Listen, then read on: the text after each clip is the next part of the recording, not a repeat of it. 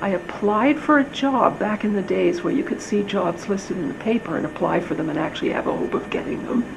I applied for a job in the paper that was advertised in my field, a not-for-profit, wanting someone who was a senior practitioner in marketing and communications, and that's what I did.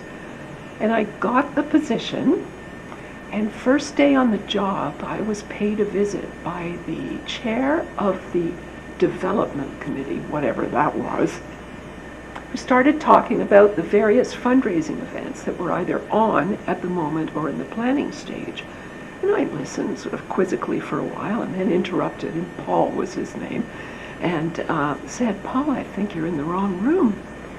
Because, I'm the communications director, and this sounds a lot like fundraising." And he said, "No, you're not.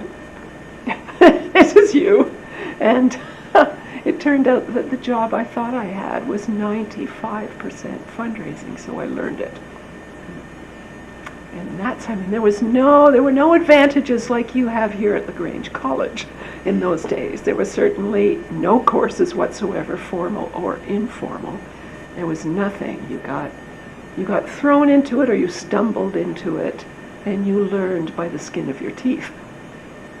And a lot of the things I was hearing about fundraising at the time didn't sound right to me, or at least I would query them and say, where is your evidence that supports that assumption? Like I remember one of the first conferences I attended, that was a fundraising conference, and I walked into a session where someone behind the podium was espousing the number of times you could solicit a donor in a year. And I think he said, you can solicit people 7 times a year. And I thought, oh, that's more often than once every 2 months.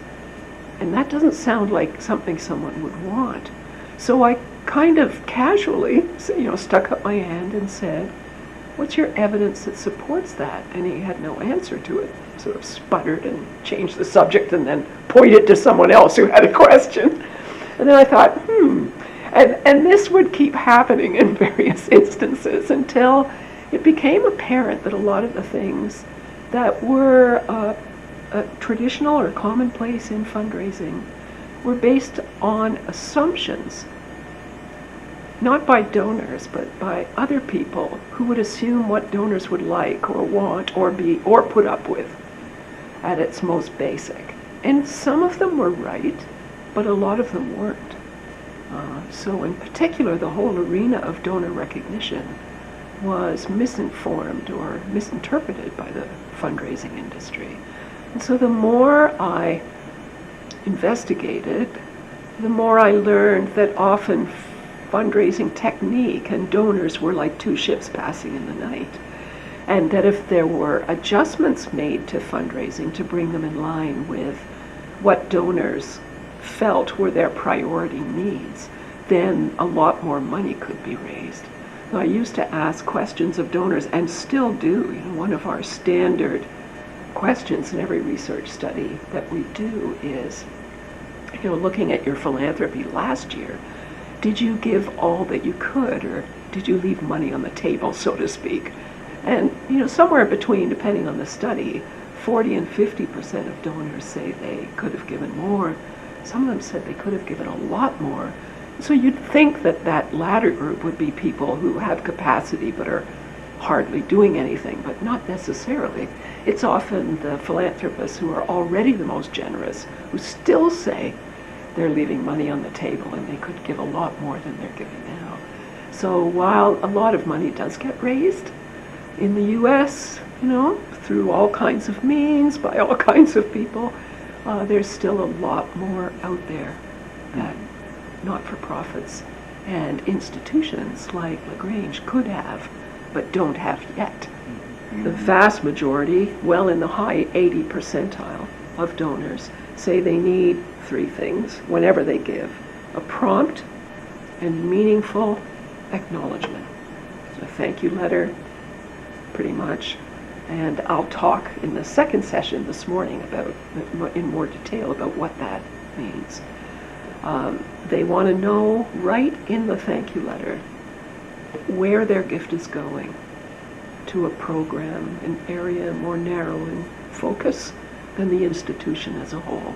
So the whole business of giving to the brand, giving to the college, as opposed to giving to something specific that you want to accomplish within the college, that's the big issue. And the latter is what donors need. And finally, they want to report on progress in that program or project somewhere down the road, but before you ask them for another gift. And if they get those three things every time they give, and whenever it's appropriate for them to get those three things, but before they're asked again, the majority will continue to give. And the majority of those who continue to give will give more generously over time. Sometimes a lot more generously, sometimes quite quickly, so it can have quite a dramatic impact on the bottom line. If you look at it like an hourglass, and in the top of the hourglass is all the money that could be funneling into the bottom of the hourglass, which is all the opportunity and innovation and need that there is here and in the world and what have you. There's so much money available. And at the neck of the hourglass is the fundraiser clamping their hand tight, letting the money drip through one grain at a time. And so, if they just do this and take a more open view in fundraising and look beyond the narrow definition of how you raise money, and look much more broadly and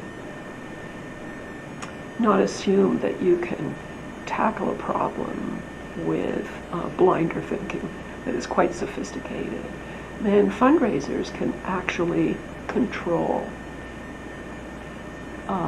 the boundaries of discovery, can actually affect the welfare of people and animals and the environment to a stunning level, because in most cases all that's missing is sufficient money.